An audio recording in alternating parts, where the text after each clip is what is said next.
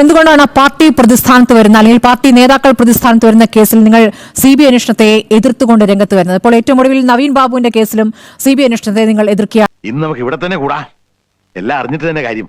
ഇതിപ്പോൾ ഇരകൾ കൂടി വിശ്വാസമുള്ളൊരു അന്വേഷണം എന്ന നിലയ്ക്ക് അവർ ആവർത്തിച്ച് ആവശ്യപ്പെട്ടിട്ടും അതിനെതിരെ സുപ്രീം കോടതിയിൽ കോടികൾ ചെലവഴിച്ച് നിങ്ങൾ പോകുന്നത് അതിന് പിന്നിൽ എന്താണ്? മുഹമ്മദ് ഷായുണ്ട്, അഡ്വക്കേറ്റ് കെ സരൺകുമാർ CPM പ്രതിനിധിയായി തുടരുന്നു. CPM നേതാവിന്റെ മൊഴി വേദവാക്യം എടുത്തിട്ടാണോ അന്വേഷണം നടത്തിയത്? ക്രൈംബ്രാഞ്ച് എന്നൊരു പരാമർശം ഹൈക്കോടതി സിംഗിൾ ബെഞ്ച് നടത്തി. പിന്നീട് ഡിവിഷൻ ബെഞ്ചിലേക്ക് നിങ്ങൾ പോകുന്നു, അവിടെ നിന്നും അനുകൂലമായ വിധി ഉണ്ടാകുന്നില്ല. പിന്നീട് CBI അന്വേഷണത്തിലെ സുപ്രീം കോടതിയിലേക്ക് പോയിട്ടും അവിടെയും തിരിച്ചടിയായിരുന്നല്ലോ. ഇപ്പോൾ ഈ വിധിയെ നിങ്ങൾക്ക് ഏറ്റ തിരിച്ചടിയായി നിങ്ങൾ വിലയിരുത്തുന്നുണ്ടോ?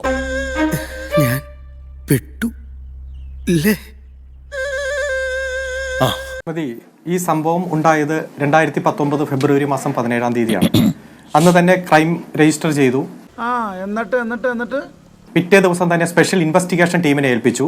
ദിവസങ്ങൾക്കുള്ളിൽ തന്നെ കേരളത്തിലെ ഏറ്റവും പ്രധാനപ്പെട്ട ക്രൈംബ്രാഞ്ച് ഉദ്യോഗസ്ഥരടങ്ങുന്ന ടീമിനെ ഈ കേസിന്റെ ഇൻവെസ്റ്റിഗേഷൻ ഏൽപ്പിച്ചു. ഭയങ്കരം തന്നെ. സമയബന്ധിതമായി തന്നെ കുറ്റപത്രം സമർപ്പിച്ചു. അന്വേഷണം പൂർത്തീകരിച്ചു.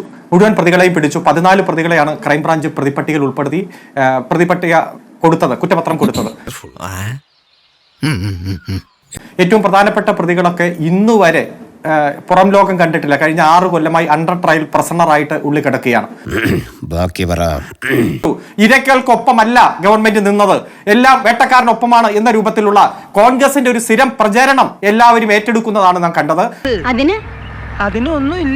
ആ ഘട്ടത്തിൽ തന്നെ CPM ഇതിനെ തള്ളി പറഞ്ഞിരുന്നു. ഗവൺമെന്റ് ശക്തമായിട്ടുള്ള അന്വേഷണത്തിന് ഉത്തരവിട്ടിരുന്നു. 2 പേർ മരണപ്പെട്ട ഇത്തരത്തിലുള്ള കൊലപാതകങ്ങൾ ഒരിക്കലും ഒരു തരത്തിലുള്ള ആക്രമണം ഉണ്ടാകാൻ പാടില്ല. അത് ഇവനെ സൂക്ഷിക്കണം, ഇവൻ നമ്മളെ കുഴപ്പിക്കാനുള്ള പരിപാടി കൊണ്ട് ശക്തമായിട്ടുള്ള ഇൻവെസ്റ്റിഗേഷൻ നടത്തി മാതൃകാപരമായി പ്രതികളെ അറസ്റ്റ് ചെയ്യണം. കുറ്റപത്രം സമയബന്ധിതമായിട്ട് കൊടുക്കണം. പ്രതികൾക്ക് ജാമ്യം നിഷേധിക്കണം. ഏറ്റവും പെട്ടെന്ന് തന്നെ ട്രയൽ ആരംഭിക്കണം എന്ന നിലപാടാണ് ഗവൺമെന്റ് സ്വീകരിച്ചത്. സ്വന്തം ഇഷ്ടത്തിന് തട്ടിവിടുന്നതാണ്. ആ നിലപാടിന് കിട്ടിയ ഒരു അംഗീകാരമായി തന്നെയാണ് ഇവിടെ കാണുന്നത്. നമുക്കറിയാം, ഈ സംഭവം നടക്കുന്നതിന് 1.5 മാസം മുമ്പ് ഇതിൽ മരണപ്പെട്ടവർ 1-ാം പ്രതിയായും 9-ാം പ്രതിയായും ഒരു കൊലപാതക ശ്രമ കേസ് ഉണ്ടായിരുന്നു. അതിൽ കൃത്യമായിട്ട് ആശുപത്രിവാസം കഴിഞ്ഞ് തിരിച്ചു വന്നവർ അവർ നടത്തിയ ഒരു സ്പോണ്ടേനിയസ് ആയിട്ട് ഒരു പ്രതികരണം ഒരിക്കലും നടക്കാൻ പാടില്ലാത്താണ് നടന്നത്.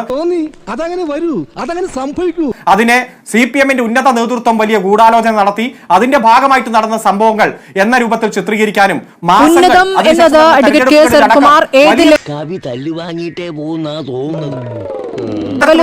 നിങ്ങൾ ഉദ്ദേശിക്കുന്നത് എന്നറിയില്ല. കേസിൽ ഇപ്പോൾ പ്രതിയായിരിക്കുന്ന ഒരു നേതാവ് എന്ന് പറയുന്നത് CPMന്റെ ജില്ലാ സെക്രട്ടേറിയറ്റ് അംഗവും മുൻ MLA-യുമായ KV കുഞ്ഞിരാമനാണല്ലോ.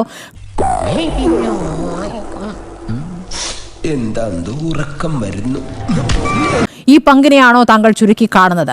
ഉന്നത ഗൂഢാലോചന എന്ന് പറയുമ്പോൾ മുഖ്യമന്ത്രിയുടെ തലത്തിൽ നടത്തുന്ന ഗൂഢാലോചന എന്നവർ ആരോപിക്കുന്നില്ല. CPM നേതൃത്വം, അവിടുത്തെ നേതൃത്വത്തെ തന്നെയാണ് സംശയത്തിന് നിഴലാക്കുന്നത്. നേരത്തെ ഈ 2 പേരും കൊല്ലപ്പെട്ട 2 പേരും കേസിലെ പ്രതികളാണ് എന്നുള്ള യാഥാർത്ഥ്യം അവിടെ നിൽക്കുന്നു. അവരുടെ ഫോട്ടോ അടക്കം ഫേസ്ബുക്കിൽ ഇട്ടുകൊണ്ട് ഇവരെ വെറുതെ വിടരുത് എന്ന അടക്കമുള്ള വെല്ലുവിളികൾ ഉണ്ടായിരുന്നു എന്നുള്ളത് കുടുംബം അടക്കം പറഞ്ഞിട്ടുള്ളതാണ്. അരുൺകുമാർ, ഏറ്റവും പ്രധാനം ഇരകളുടെ ആവശ്യമാണല്ലോ. അവർക്ക് വിശ്വാസമുള്ള ഒരു അന്വേഷണ സംഘത്തെ അന്വേഷണം ഏൽപ്പിക്കുക എന്നുള്ളതാണ് സർക്കാർ ചെയ്യേണ്ടത്. അപ്പോൾ അങ്ങനെ ഒരു ആവശ്യം അവർ CBI അന്വേഷണം എന്നൊരു ആവശ്യം അവർ മുന്നോട്ട് വയ്ക്കുമ്പോൾ അതിനെതിരെ സുപ്രീം കോടതിയിൽ കോടികൾ ചെലവിട്ട് സർക്കാർ പോകുമ്പോൾ അതിൽ സർക്കാരിന്റെ താല്പര്യം എന്താണ്? 2 ചോദ്യമാണ് താങ്കൾ ചോദിച്ചത്. ഉന്നത നേതൃത്വം എന്ന് പറയുന്നത് CPMന്റെ ജില്ലാ സെക്രട്ടേറിയറ്റ് അംഗവും MLA-യുമായിട്ടുള്ള നേതാവിനെ ഇപ്പോ കുറ്റക്കാരനായിട്ട് കണ്ടിട്ടുണ്ടല്ലോ. നാശത്തിലേക്കാ നിങ്ങൾ പോകുന്നത്. അത് ഞങ്ങൾ അങ്ങ് സഹിച്ചു. അതുപോലെ തന്നെ ഏരിയ സെക്രട്ടറിയും ജില്ലാ കമ്മിറ്റി അംഗത്തെ കണ്ടിട്ടുണ്ടല്ലോ. താങ്കൾ ഒന്ന് മനസ്സിലാക്കേണ്ടത്, ഇതിൽ 2 തരത്തിലുള്ള ഗൂഢാലോചനയാണ് കുറ്റപത്രത്തിൽ ഉന്നയിക്കപ്പെട്ടത്. പാർട്ടി ഏരിയ കമ്മിറ്റി ഓഫീസിൽ വെച്ച് ഗൂഢാലോചന, അവിടെ യോഗം, ഇവിടെ യോഗം മറ്റു തരത്തിലാണ്. അന്ന് തന്നെ പാർട്ടി പറഞ്ഞിരുന്നു പാർട്ടി നേതൃത്വത്തിന് ഒരു ബന്ധവുമില്ല. സത്യം സത്യം നിയമ പോരാട്ടം ഗവൺമെന്റ് നടത്തിയതിന്റെ ഭാഗമായിട്ടാണ്. എന്നിരുന്നാലും ചില പരാമർശങ്ങൾ ലോക്കൽ പോലീസുമായി ബന്ധപ്പെട്ടുണ്ട് അതിലുണ്ട്. അത് നീക്കം ചെയ്യാനാണ് സുപ്രീം കോടതി പോയത്. സുപ്രീം കോടതിയിൽ കേസിന് അഡ്മിഷൻ കിട്ടിയില്ല. ഇതൊരു നടക്കി പോണ ലക്ഷണില്ല. ചെറിയ പരാമർശമല്ല. ലോക്കൽ പോലീസിനെതിരെ നടത്തിയ സി പി എം നേതാവിന്റെ മൊഴി വേദവാക്യമാക്കിക്കൊണ്ടാണോ അന്വേഷണം നടത്തിയത് എന്ന പരാമർശമാണല്ലോ ഹൈക്കോടതി നടത്തിയത്. നിങ്ങൾ ഈ പാർട്ടി നേതാക്കളുടെ ഇതിലെ പങ്കിന്റെ ഗ്രാവിറ്റി എത്രത്തോളമുണ്ട് എന്ന് വിശദീകരിക്കാനാണല്ലോ അരുൺ ശ്രമിക്കുന്നത്. നിങ്ങൾ ഏത് പാർട്ടി ഇൻവോൾവ് ആയിട്ടുള്ള ഏത് കൊലക്കേസാണ് സമ്മതിച്ചു തന്നിട്ടുള്ളത്? എന്തോ ഞാൻ എന്താ പറഞ്ഞു? അതിന് തന്നാരും വിളിച്ചില്ല. വിളിച്ചു തന്നെയല്ലേ താക്കേണ്ടത്? എങ്ങനെയാ ആവശ്യത്തെ കാര്യങ്ങൾ ഇടപെടുത്താ? നോക്കൂ, 2012 ഫെബ്രുവരി 20 അരിയിൽ ഷുക്കൂർ വധം നടന്നു. തങ്ങളെ പ്രതിചേർത്തിൽ നിന്നും ഒഴിവാക്കണമെന്നാവശ്യപ്പെട്ട് പി ജയരാജനും ടി വി രാജേഷും നൽകിയ ഹർജി കോടതി തള്ളിയത് കഴിഞ്ഞ ഒക്ടോബറിലാണ്.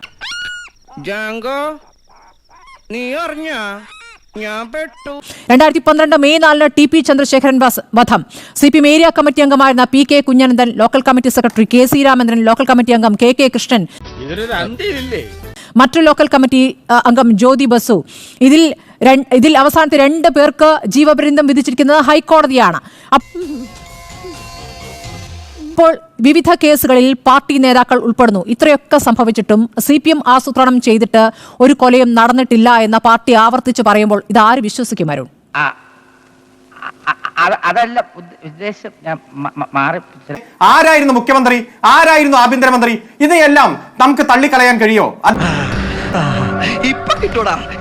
ശക്തമായിട്ട് അന്വേഷണം നടത്തി സമയബന്ധിതമായി നടത്തിയ കുറ്റപത്രം, ആ കുറ്റപത്രത്തെ കുറിച്ച് സിംഗിൾ ജഡ്ജ് നടത്തിയ പരാമർശം നിങ്ങൾക്കിപ്പോ വേദവാക്കിയ ആ സിംഗിൾ ജഡ്ജ് നടത്തിയ പരാമർശം പത്രം പുനഃസ്ഥാപിച്ചത് ഡിവിഷൻ ബെഞ്ച്. അല്ല അല്ല അല്ല അല്ല അല്ല ഞാൻ പറയട്ടെ, ഇങ്ങനെ നാറാനൊരു ചങ്കൂറ്റം വേണം കേട്ടാ.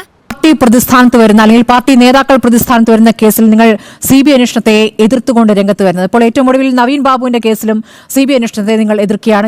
അതിപ്പോ ഓരോ കീഴ്വഴക്കങ്ങളാവുമ്പോ ഇരകൾ കൂടി വിശ്വാസമുള്ള ഒരു അന്വേഷണം എന്ന നിലയ്ക്ക് അവർ ആവർത്തിച്ച് ആവശ്യപ്പെട്ടിട്ടും അതിനെതിരെ സുപ്രീം കോടതിയിൽ കോടികൾ ചെലവഴിച്ച് നിങ്ങൾ പോകുന്നത് അതിന് പിന്നിൽ എന്താണ്? അത് ഉത്തരം പറ. കുറ്റകൃത്യം നടക്കുന്ന ദിവസം 1-ാം പ്രതി പാർട്ടി ഏരിയ സെക്രട്ടറിയായ അഭിഭാഷകന് കൊടുക്കാൻ വീട്ടിൽ എഴുതി വെച്ച കത്താണ്. അന്നേ ദിവസം രാത്രി പോലീസ് ആ വീട്ടിൽ നിന്ന് സീസ് ചെയ്ത കത്താണ്. അതിനൊന്നും ഇല്ലേ? ആ കത്തിൽ പറഞ്ഞിട്ടുണ്ട്, ഇവിടെ CPM സ്വാധീനമില്ല, BJP ആക്രമിക്കുന്നു, കോൺഗ്രസ് ആക്രമിക്കുന്നു, ലീഗ് ആക്രമിക്കുന്നു, പോലീസ് ആക്രമിക്കുന്നു, ഒരു കേസിലും CPM പ്രതികൾക്ക് ന്യായം കിട്ടുന്നില്ല, പോലീസ് ഏകപക്ഷീയമായി പെരുമാറുന്നു. അത്തരം ഒരു സാഹചര്യമുള്ള സ്ഥലത്ത് CPM ഗൂഢാലോചന നടത്തി എന്നിട്ട് അങ്ങനെ ചെയ്തു എന്ന് പറയാൻ CPM ഏരിയ സെക്രട്ടറിക്ക് തങ്ങളുടെ വിഷമം പറഞ്ഞുകൊണ്ടുള്ള കത്ത് കൊടുക്കുന്നതിന് മുമ്പ് തന്നെ ഈ സംഭവം അവിടെ നടന്നു. അപ്പൊ അതുകൊണ്ട് ഇതൊക്കെ വസ്തുതാപരമായി CBI കോടതി നോക്കിയിട്ടല്ലേ വിധി പറഞ്ഞത്. CPM സംബന്ധിച്ചിടത്തോളം CPM ഒരു തരത്തിലും ഇതുമായിട്ട് ബന്ധമില്ല. ഒരു തരത്തിലും ഗൂഢാലോചന പ്രൂവ് ചെയ്യപ്പെട്ടിട്ടില്ല.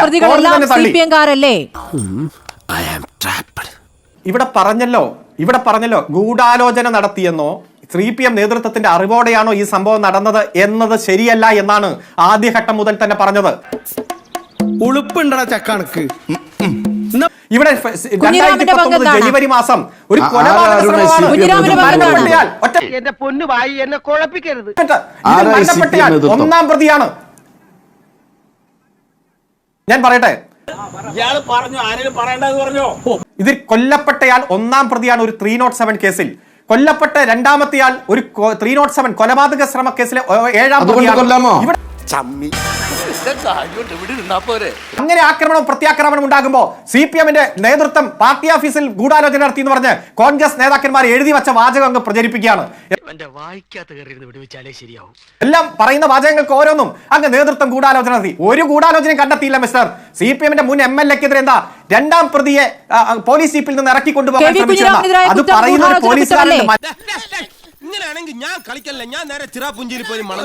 പോലീസുകാരനാണ് പറയുന്നത്. എന്റെ കൂടെ ഇരുന്ന പോലീസ് ജീപ്പിൽ ഇരുന്ന പ്രതിയെ പിടിച്ചുകൊണ്ടാൻ പോയി.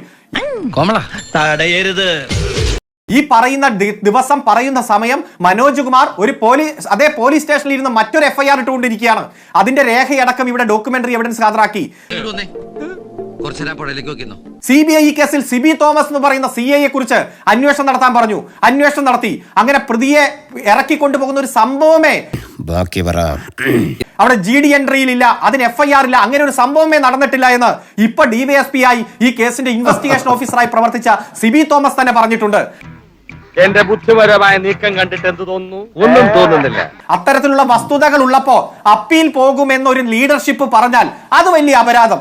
ലീഗുകാരെ ശിക്ഷിച്ചാൽ അപ്പൊ തന്നെ അപ്പീൽ പോകുമെന്ന് പറയുന്നതിൽ കുറ്റമില്ല. എന്തോ എങ്ങനെ CPM-കാർക്ക് അപ്പീൽ പാടില്ല, അങ്ങ് അനുഭവിച്ചോളണം. ഇതൊക്കെ വിധി വരട്ടെ, നിയമം നിയമത്തിന്റെ വഴിക്ക് പോകട്ടെ. ഒരാളെയും നിയമവിരുദ്ധമായി സംരക്ഷിക്കുന്ന നിലപാട് CPM എടുക്കില്ല. ഇവൻ പറയുന്നത് വിശ്വസിക്കരുത്. ഇവൻ ഭക്ഷണം കഴിക്കാനും കള്ളം പറയാനും മാത്രമാണ് വാ തുറക്കുന്നത്. അത് ആദ്യ ഘട്ടം മുതൽ തന്നെ പറഞ്ഞിട്ടുണ്ട്.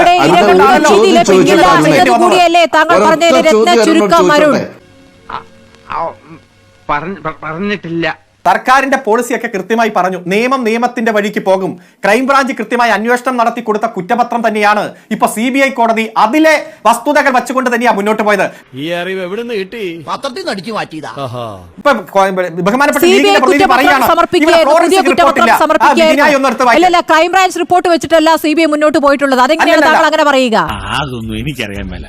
ഇങ്ങനെ എന്തെങ്കിലുമൊക്കെ പറയുമ്പോഴേ എന്റെ മനസ്സിനൊരു സന്തോഷം ഉണ്ടാവും. ക്രൈംബ്രാഞ്ച് ആണ് വിജയിച്ചിരിക്കുന്നത് അല്ലേ? സപ്ലിമെന്ററി ചാർജ് ആണ്. ക്രൈംബ്രാഞ്ച് ആണ് ഇപ്പോൾ വിജയിച്ചിരിക്കുന്നത്. താങ്കൾ തുടക്കത്തിലേ പറഞ്ഞിരിക്കുന്നത് അതാണ്. ഞാനൊരു സത്യം പറഞ്ഞ് വിശ്വസിക്കൂ. എന്നാ എനിക്കത് ഓർമ്മയില്ല. എല്ലാ ബഹുമാനത്തോടെയും പറയുകയാണ്. ഇവിടെ ക്രൈംബ്രാഞ്ച് ഏതെങ്കിലും തരത്തിൽ അന്വേഷണത്തെ അട്ടിമറിച്ചു എന്ന രൂപത്തിൽ പറയുന്ന പ്രചരണം തെറ്റാണ്. ഇവിടെ കണ്ടെത്തിയ ആയുധങ്ങളിൽ കൃത്യമായി ഇതിൽ രക്തക്കറയുമായി ബന്ധപ്പെട്ടുകൊണ്ട് ഫോറൻസിക് റിപ്പോർട്ട് എല്ലാം നിങ്ങൾ സുപ്രീം കോടതിയിൽ പോയല്ലോ. തന്നെ ഇത് വടി കൊടുത്ത് അടി വാങ്ങുന്ന പരിപാടിയാണല്ലോ ബാബു. കൃത്യമായിട്ട് പറഞ്ഞിട്ടുണ്ട്. ഇരകൾക്കെതിരെ, ഇരകളുടെ ആവശ്യത്തിനെതിരെ സർക്കാർ സുപ്രീം കോടതിയിൽ പോയല്ലോ. സുപ്രീം കോടതി എന്താണ് പറഞ്ഞത്? ക്രൈംബ്രാഞ്ച് വിജയിച്ച കേസിൽ സുപ്രീം കോടതിയിൽ അടക്കം പോയി 1 കോടി 10 ലക്ഷം ചെലവഴിച്ചത് വെറുതെയാണ് അല്ലേ?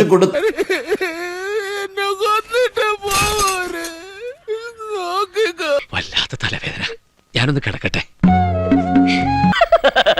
തൽക്കാലം ഇത്രയും മതി. വരട്ടെ.